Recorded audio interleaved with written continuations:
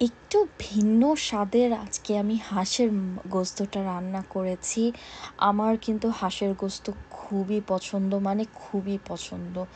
অনেক অপেক্ষার পর হাঁসের গোস্ত রান্না করলাম। এই যে তেলটা আমি প্রথমে দিয়েছিলাম, এইটা কিন্তু আমি পেঁয়াজ বেরেস্তা করেছিলাম, সেই তেলটা দিয়েছি। এবং সাথে যা যা আমাদের গোটা কয়েকটা মশলা লাগে এই সব দিয়ে, এটা কিন্তু একদম সিম্পল রান্না।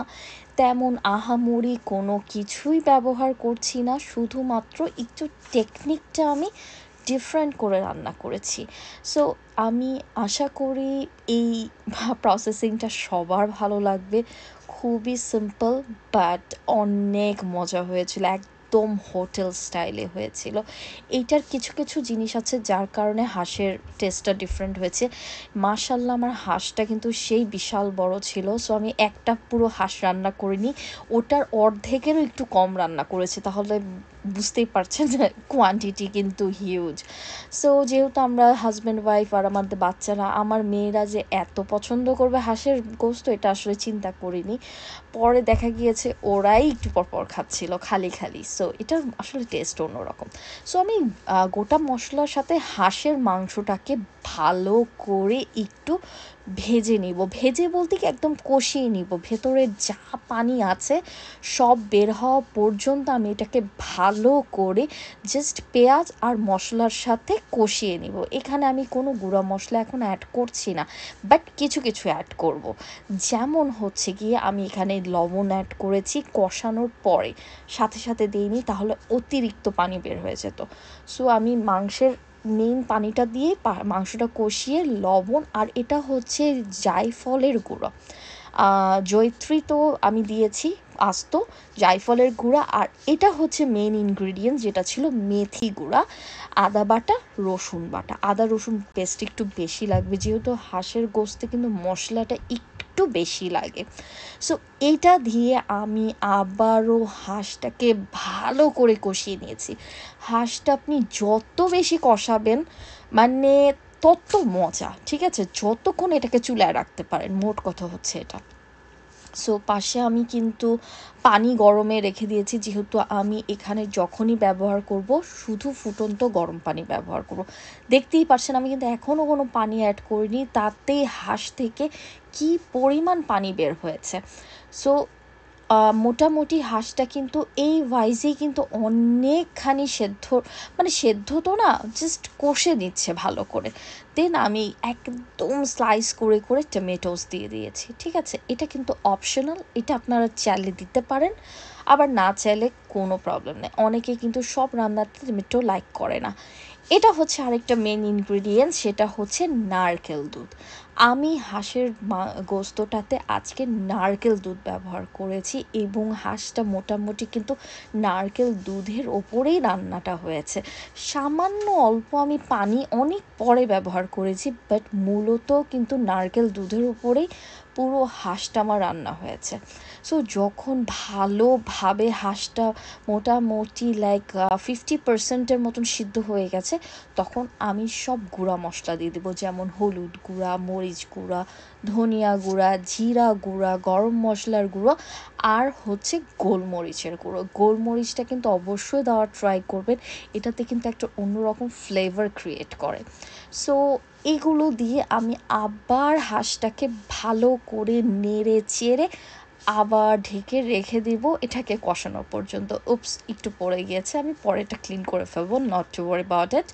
সো এভাবে করে আমি কিন্তু যথাসম্ভব চেষ্টা করছি হাঁসটাকে কষানোর জন্য। দেন আপনি দেখতে পাচ্ছেন আমি পেঁয়াজ বেরেস্তা, যেটা তেলটা দিয়ে আমি হাঁসটা মূলত রান্না করেছি, সেই পেঁয়াজ বেরেস্তাটা দিয়ে দিলাম। এইটা কিন্তু অবশ্যই দিবেন। এইটা মানে কি বলবো, আপনার অন্য একটা লেভেলের একটা ফ্লেভারে নিয়ে যাবে। সো দেখতেই পারছেন আমার মোছামুছির কাজ পাশাপাশি চলছে, কারণ আমার রান্নার টাইমে আমার সাইড সুইট ক্লিন থাকাটা আমার খুব পছন্দ। সো আমি মানে কাজ করি, সাথে সাথে সব কিছু ক্লিন আপ করে ফেলি। এটা আমার একটা খুব বাজে অভ্যাস, মানে লাইক সারাক্ষণ আমার হাত ভেজা থাকে। দেন আমি আরেকটা যে সিক্রেট ইনগ্রিডিয়েন্টস ইউজ করছি, that is call oyster sauce. ঠিক আছে, এই ওয়েস্টার সসটা কিন্তু সসটাতে কিন্তু লবণ থাকে। সো এ এমনভাবে হাঁসের লবণ দিবেন যাতে ওয়েস্টার সস দেওয়ার পর এটা ব্যালেন্স থাকে। তারপর আমি অনেক পরে যখন টেস্ট করেছি তখন আমার কাছে লবণটা কম মনে হয়েছিল, তাই আমি লবণ দিয়েছিলাম। দেখতেই পাচ্ছেন আমি সামান্য পানি অ্যাড করেছি, আমি কিন্তু অতিমাত্রায় পানি অ্যাড করছি না, ঠিক আছে? মোটামুটি হাঁসটা যাতে আমার প্রপার সেদ্ধ হয়ে যায়। আর আমি ইম্যাজিন করিনি যে আমার হাঁসের গোস্তটা এত সফট আর এত জুসি হবে। আই রিয়েলি, আমার হাজব্যান্ড বলেন, আমার বাচ্চারা বলেন, দে ওয়ার লাইক, মানে ওরা একটা অন্য লেভেলের মজা করে একটা ভাত খেয়েছে। আমি বলছি আর আমার একদম লিটারালি আমার এখন ক্রেভিং হচ্ছে আবার হাঁসের গোস্ত খাওয়ার জন্য। সো দেখতেই পাচ্ছেন হাঁসটা একদম সুন্দর করে বলক হয়ে গেছে। এখন আমার কাজ হচ্ছে শুধু পানিটাকে কষানো, পানিটাকে একদম শুকিয়ে ফেলবো, কারণ হাঁসের গোস্ত বেশি ঝোল থাকে না, একটু মাখা মাখা ইউজুয়ালি ভালো লাগে। সো আমি এটা জাস্ট এখন আমার আরেকটা আমি যেটা বললাম আমার মনে হয়েছিল লবণটা একটু কম, আমি আবার লবণ দিয়ে দিয়েছি। আর আরেকটা সিক্রেট জিনিস দিয়েছি, সেটা হচ্ছে চিলি ফ্লেক্স। এটা আপনারা চিলি ফ্লেক্সটা দিতে পারেন অথবা শুকনো মরিচটাও আপনারা ভেঙে দিয়ে দিতে পারেন। আমার কাছে চিলি ফ্লেক্সটা মনে হয়েছে এটা ভালো হবে, দ্যাটস ওয়াই আমি চিলি ফ্লেক্সটা ইউজ করেছি। দেন আপনি দেখতেই পাচ্ছেন আলহামদুলিল্লাহ, আলহামদুলিল্লাহ আল্লাহর অশেষ রহমতে কিন্তু খুব ভালো একটা ফ্লেভার, মানে কালার আসছে, ফ্লেভার বলছি। দেন আমি কাঁচামরিচ কুচি দিয়েছি, ঠিক আছে? কাঁচামরিচটাকে একদম কুচি কুচি কুচি কুচি করে তারপরে দিয়েছি, কারণ হাঁসের গোস্তটা একটু ঝাল না হলে কিন্তু ভালো লাগে না। তারপরে যেটা আরেকটা জিনিস দিয়েছি, মাই ফেভারিট, দ্যাট ইজ ধনিয়া পাতা। এটা ভাই কিন্তু অপশনাল, ঠিক আছে? এটা পুরোই অপশনাল। আমি ভাই ধনিয়া পাতার পাগল, আমি পারলে ভাতের মধ্যেও ধনিয়া পাতা দিই। এটা আমাকে সবাই বলে, যাই হোক। সো আমি ধনিয়া পাতা দিয়ে দিলাম। দেন আমি এটাকে ভালো করে নেড়ে চেড়ে এটাকে জাস্ট তেল ওঠা পর্যন্ত একদম পানিটাকে শুকিয়ে নিয়েছি। দেন কি, তারপরে গপাগপ খাওয়া দাওয়া শেষ। মানে আর কি বলবো, আমি আর প্লেটিং করার মতন আর ইন্টারেস্টও ছিল না আমার। কখন মানে ইচ্ছা যে আমি কখন এটাকে গ্র্যাব করব, লাইক খেয়ে ফেলবো, আমি জাস্ট ওয়েটিংয়ে ছিলাম। একবার হলেও ট্রাই করে দেখবেন এই ওয়েতে হাঁসের গোস্তটা রান্না করার জন্য, ইনশাল্লাহ আমার মনে হয় আপনাদের ভালো লাগবে। কারণ আমাদের তো ভীষণ ভালো লেগেছে, আলহামদুলিল্লাহ, আমরা চেটেপুটে খেয়েছি। ভালো লাগলে পাশে থাকবেন। আসসালামু